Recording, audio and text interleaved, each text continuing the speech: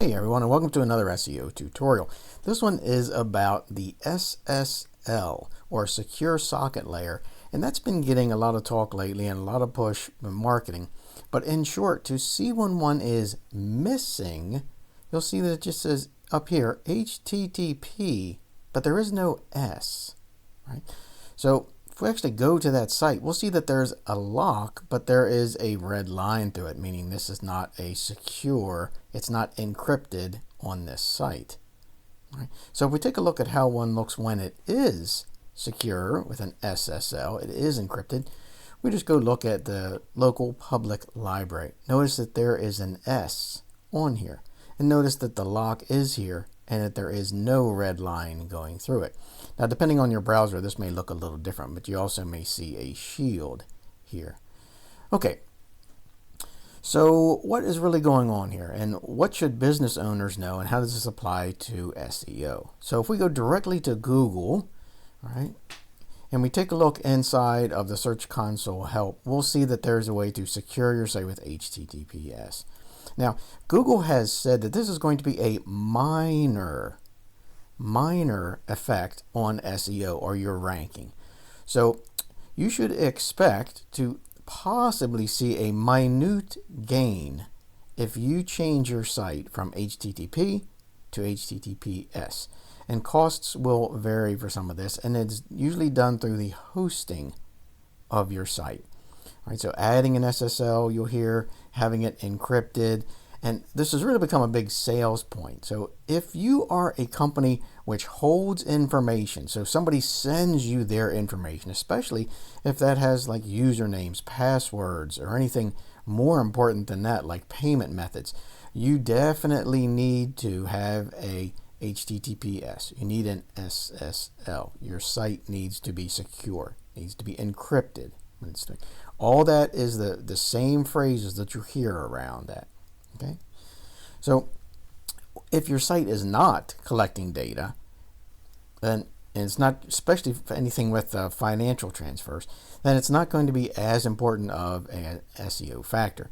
Now, there's going to be a lot of details, and we'll try and keep this high level, just so like if you're a business owner and you're being told you need this, and specifically when you do it, just a few gotchas that you should look for, because we're seeing this a good amount of times that the SSL is being sold, but it's not really done in a good way, meaning when the site is converted, right? That's where the work really comes in. So a lot of folks will want to sell you that secure socket layer, that certificate, but they don't necessarily want to tell you about all the work and all the decisions that go inside of it. So that's where we're going to try and help you with today. All right, and I will keep this link for Google Search Control help with HTTPS. I'll put this in the description below, and also I'll put this other one, which is frequently asked questions when you're looking at the changeover. All right, so I'll put those both in the description below. But basically, what you need to know is a few things. You can see these details, and you can go to this link yourself because it may even change.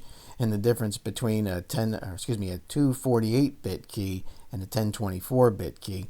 It's just basically how large that encryption is going to be. And of course, a 1048-bit is going to be larger, and it's going to be a better.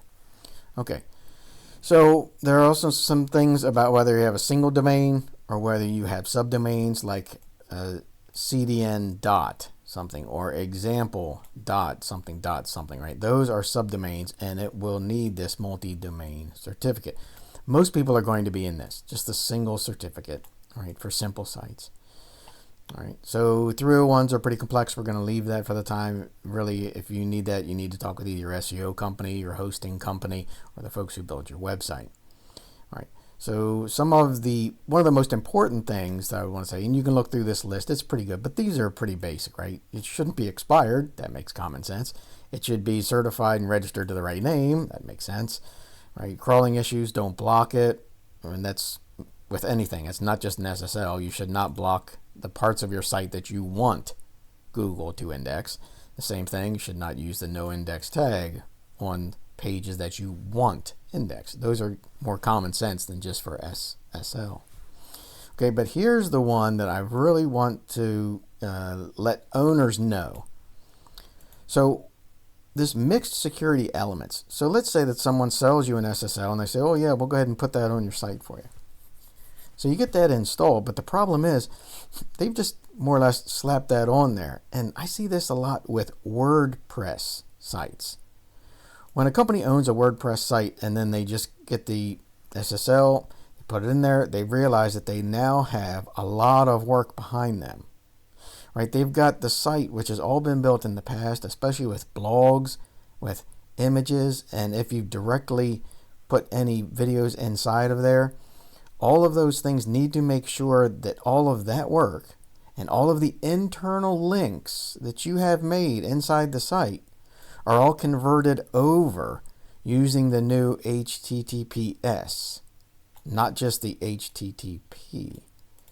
All right, so that's a significant amount of work, and we're not going to go into detail just for a time factor as to all of the details and all of the gotchas, but it's the basic concept. And the question you probably want to ask as a business owner is that when they're going to convert this over, whether that's through your host directly, whether that's through your SEO company, whether that's through a person who builds your web page, your web pages, right? Are they going to make sure that there are no mixed elements? That means the ones that only use HTTP. Like I said, it's common for images, video, right? Your internal links.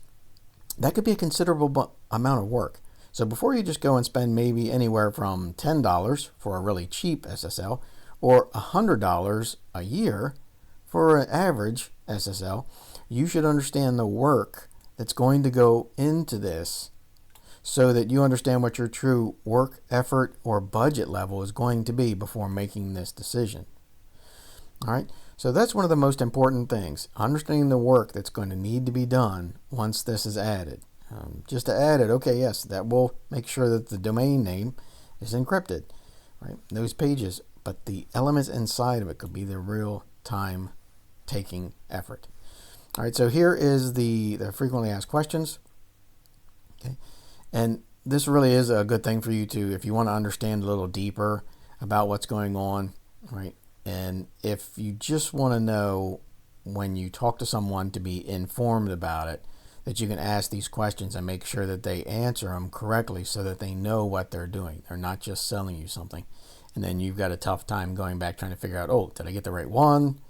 Is this set up? How much work is this going to take? Do I have to do things with my sitemaps, right? All right. So I hope this helps with figuring out your move and getting an SSL, having your site more secure. And again, it's only expect a minute amount of change, especially if your site does not collect data. All right, thanks, and I hope this helps.